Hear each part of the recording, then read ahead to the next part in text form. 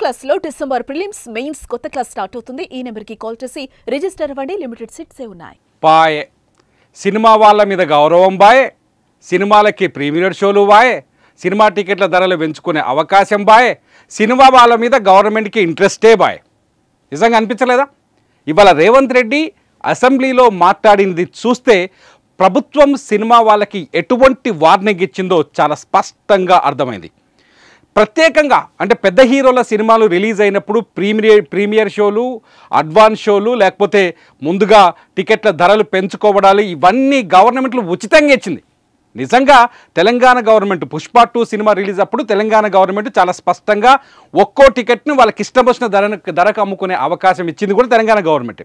అదే గవర్నమెంట్ మేము అధికారంలో ఉన్నంత వరకు తెలంగాణలో ప్రీమియర్ షోలకి అనుమతులు ఇవ్వం, బెనిఫిట్ షోలకి అనుమతులు ఇవ్వం, అంతేకాదు సినిమా టికెట్ల ధరలు పెంచుకునే ఛాన్స్ కూడా ఇవ్వం అని చాలా కర్రాఖండిగా స్పష్టంగా చెప్పారు ముఖ్యమంత్రి రేవంత్ రెడ్డి అసెంబ్లీలో. దీనికి కారణం ఏంటి అంటే ఆసుపత్రిలో చావుతో పోరాటం చేస్తున్న శ్రీతేజ్ ఆయన కుర్రాడు పడుతున్న అవస్థ ఒకటి, అట్ ది సేమ్ టైం కానీ 12 గంటల కంటే మించి 12 గంటల పాటు జైల్లో ఉండి ఇంటికి వచ్చిన అల్లు అర్జున్ని పరామర్శించిన సినిమా వాళ్ళు. ఈ రెండే కారణాలు. శ్రీతేజ్ తల్లి తొక్కిసలాటలో సంధ్యా థియేటర్లో ప్రాణాలు కోల్పోయింది.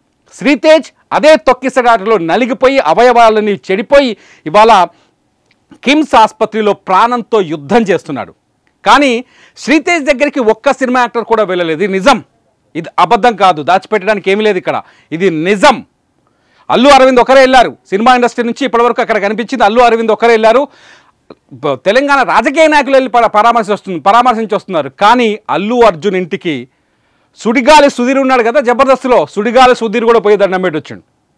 అల్లు అర్జున్ని పరామర్శించాడు. వెంకటేశ్వర స్వామిని దర్శించుకున్నట్టుగానే అల్లు అర్జున్ ఇంటికి వెళ్ళి సినిమా యాక్టర్లు అందరూ దగ్గుబాటి రానా కావచ్చు, నాగ చైతన్య కావచ్చు, వెంకటేష్ కావచ్చు, వాళ్ళు కావచ్చు, వీళ్ళు కావచ్చు, వరుస పెట్టి వెళ్ళి అల్లు అర్జున్ దగ్గరికి వెళ్ళి పరామర్శించి వచ్చారు.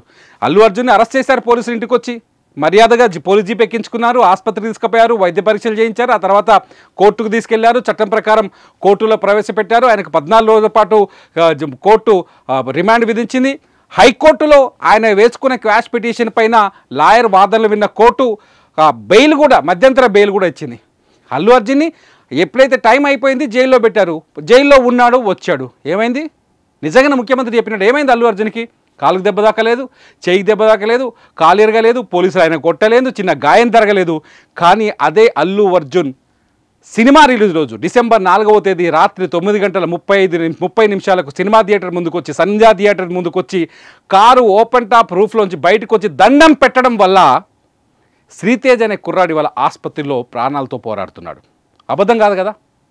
ఇవాళ ముఖ్యమంత్రి అదే చెప్పారు. నిజంగా ఆ రోజు చాలామందికి కన్ఫ్యూజన్ ఉండే, మనకు కూడా కన్ఫ్యూజన్ ఉండే. పోలీసులకి వీళ్ళు సంధ్యా థియేటర్ యాజమాన్యం డిసెంబర్ 2వ తారీఖున పర్మిషన్ అప్లై చేసింది కాబట్టి చచ్చినట్ట ఇవ్వాల్సిందే కదా అనుకున్నారు. కానీ 3వ తారీఖు నాడు వాళ్ళు రిజెక్ట్ చేసినట్టుగా కూడా ఇవాళ ముఖ్యమంత్రి అసెంబ్లీలో చెప్పారు. అల్లు అర్జున్ని రావద్దు అని చెప్పేసి పోలీసులు ముందే చెప్పినట్టయింది. దీంతో ఇప్పుడు సంధ్యా థియేటర్కి కూడా లైసెన్స్ పైన కూడా షోకాజ్ నోటీసులు ఇచ్చారు. సంధ్యా థియేటర్ పరిస్థితి కూడా ఇప్పుడు ఆందోళనకరంగానే ఉంది. అట్ ది సేమ్ టైం ప్రభుత్వం ఇంతగా ఆ అంశాన్ని ఇవాళ అసెంబ్లీలో తీసుకొని మాట్లాడడానికి కారణం ఏదైతే ఉందో, బీఆర్ఎస్ వాళ్ళు అల్లు అర్జున్ అరెస్ట్ని తీవ్రంగా వ్యతిరేకించారు. జాతీయ అవార్డు వచ్చిన ఒక నటుడిని ఇలా ఇంటికెళ్ళి అవమానకరంగా అరెస్ట్ చేసి జైలుకు తీసుకెళ్తారంటూ కేటీఆర్ ట్వీట్ చేశారు, హరీష్ రావు ట్వీట్ చేశారు, బీఆర్ఎస్ సోషల్ మీడియా ట్వీట్ చేసింది. ప్రతి విషయాన్ని, అల్లు అర్జున్ అరెస్టుకు సంబంధించిన ప్రతి అంశాన్ని బీఆర్ఎస్కు సంబంధించిన సోషల్ మీడియా ఛానల్స్ అన్నీ లైవ్లు రన్ చేశాయి, క్లిప్ టు క్లిప్ కట్ చేసి వీడియోలు అప్లోడ్ చేశాయి. సో అల్లు అర్జున్ అరెస్ట్ చేయడం వల్ల ముఖ్యమంత్రిని బదనాం చేయాలనే ఆలోచన చేసినట్టుగా ముఖ్యమంత్రి చెప్పారు ఇవాళ సభలో. సో మొత్తంగా ఒక రాజకీయ రంగు రుద్దుకున్న అల్లు అర్జున్ అంశం మొత్తం సినిమా ఇండస్ట్రీకి ఇవాళ ఎసరబెట్టింది. మామూలు కాదు, తెలుగు సినిమా ఇండస్ట్రీని ఇప్పుడు ఎరగాటంలో పడేసింది. తెలుగు సినిమాల్లో ఇప్పుడు ఏదైనా ఏ సినిమాకైనా కలెక్షన్లు ఫస్ట్ వీక్లో ఏదైతే ఎక్కువ వస్తాయో ఆ కలెక్షన్లో లాభాలు ఉంటాయి.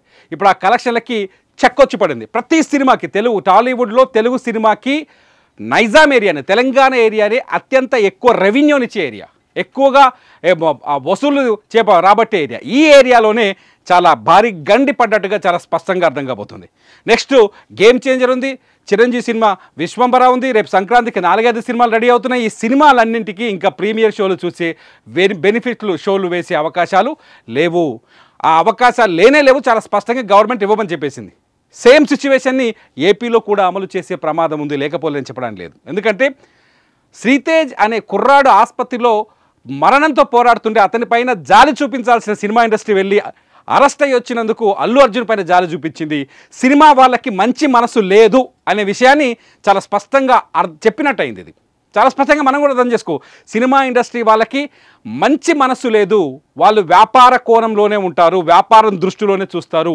వాళ్ళ బెనిఫిట్ షోలని మాత్రమే చూసుకుంటారు తప్ప ప్రజల బెనిఫిట్స్, వాళ్ళ సినిమాలు చూసే ప్రేక్షకుల బెనిఫిట్స్ని పెద్దగా పట్టించుకోరు అనే విషయాన్ని తేట తెల్లం చేసినట్టయింది. ఇదే విషయాన్ని నేను చెప్తున్న విషయం కాదు, ఇదే విషయాన్ని ముఖ్యమంత్రి రేవంత్ రెడ్డి వాళ్ళ అసెంబ్లీలో చెప్పినట్టయింది. చాలా స్పష్టంగా సుదీర్ఘమైన స్పీచ్ ఇచ్చారు రేవంత్ రెడ్డి. ఆ రోజు తొక్కిసలాట్లో ఏం జరిగింది, 30,000 భాస్కర్ ఎవరైతే రేవతి కుటుంబం ఉందో, రేవతి కుటుంబం భర్త ఒక జ్యువెలరీ షాప్లో పనిచేస్తాడు, ఆయన నెలకు 30,000 సంపాదిస్తాడు. ఆ 30,000 జీతం వచ్చే రేవతి ఫ్యామిలీ అల్లు అర్జున్ సినిమా చూడడం కోసం 12,000 పెట్టి టికెట్ కొనింది అని చెప్పారు. Half of the salary Revathi భర్త భాస్కర్ ఎవరైతే ఉన్నారో భాస్కర్ శాలరీలో సగం శాలరీని పెట్టి టికెట్ కొన్నారు అని చెప్పేసి ముఖ్యమంత్రి రేవంత్ రెడ్డి సభలో చెప్పారు. 12,000 అంటే చిన్న విషయం కాదు, అలాగే 30,000 జీతం వచ్చే వ్యక్తికి ఒక్కో టికెట్ 3,000 రూపాయలకు అమ్ముకున్నారు సంధ్యా థియేటర్లో ప్రీమియర్ షోకి. అందరికీ తెలిసిన విషయమే. వామ్మో ఇంత ధర అని మనం కూడా అనుకున్నాం. ఈ నేపథ్యంలో మొత్తం సినిమా ఇండస్ట్రీకి ఇవాళ గండి పడ్డట్టయింది. చాలా స్పష్టమైన వార్నింగ్ ఇచ్చారు ముఖ్యమంత్రి రేవంత్ రెడ్డి. మేము అధికారంలో ఉన్నంత వరకు తెలంగాణలో ఎట్టి పరిస్థితుల్లో బెనిఫిట్ షోలకు అనుమతి ఇవ్వం, టికెట్ల ధరలు పెంచడానికి అవకాశం కల్పించము, ఇవ్వము అని చెప్పేసి చాలా స్పష్టంగా చెప్పారు. ఇది నిజంగా సినిమా ఇండస్ట్రీకి తీవ్రమైన దెబ్బగానే భావించవచ్చు. तब डीसीपी आके सीधा हटा के इनके जो भी है सब सिक्योरिटी वाले पुलिस को हैंड ओवर कर देके डीसीपी जाके हीरो को बोल दिए कि भाई तुम तुरंत निकलना, नहीं है तो हम लोग अरेस्ट करना पड़ता, क्योंकि 2 लाश गिर गए बाहर, आप वो यहाँ पर थिएटर में बैठ के तमाशा किए तो ये कंट्रोल नहीं होने वाले हैं, हम नहीं सुनने वाले हैं, आपको अरेस्ट करके पुलिस स्टेशन लेकर जाना पड़ता, आप तो निकलो। जबरदस्ती से वो हीरो को हमारा डीसीपी वो लॉ एंड ऑर्डर सिचुएशन देकर उनको बाहर लेकर आए। बाहर गाड़ी में बिठाने के बाद फिर जाते होकर फिर रूफटॉप निकाल के फिर लोगों को ऐसा कर रहा, तो ये कैसे इंसान है, हम लोग क्या बोलना है सर, मुझे तो समझ में नहीं आ रहा। मैं बाहर ये बोल भी नहीं सकता हूं, अगर कुर्सी में बैठकर खामोश भी नहीं बैठ सकता हूं, तो ऐसे इंसान भी आजकल दुनिया में है। మీరేమనుకుంటున్నారు? తెలుగు సినిమా ఇండస్ట్రీలో సినిమాలకి బెనిఫిట్ షోలకి అనుమతులు ఇవ్వాలా, టికెట్ల ధరలను పెంచుకునే ఛాన్సెస్ ఇవ్వాలా? ముఖ్యమంత్రి రేవంత్ రెడ్డి వ్యాఖ్యలను మీరు సమర్థిస్తున్నారా, వ్యతిరేకిస్తున్నారా? ఈ వీడియో కింద కామెంట్ చేయండి. మీ కామెంట్స్ పై నేను మరో వీడియో చేస్తా. చూస్తూనే ఉండండి సుమన్ టీవీ.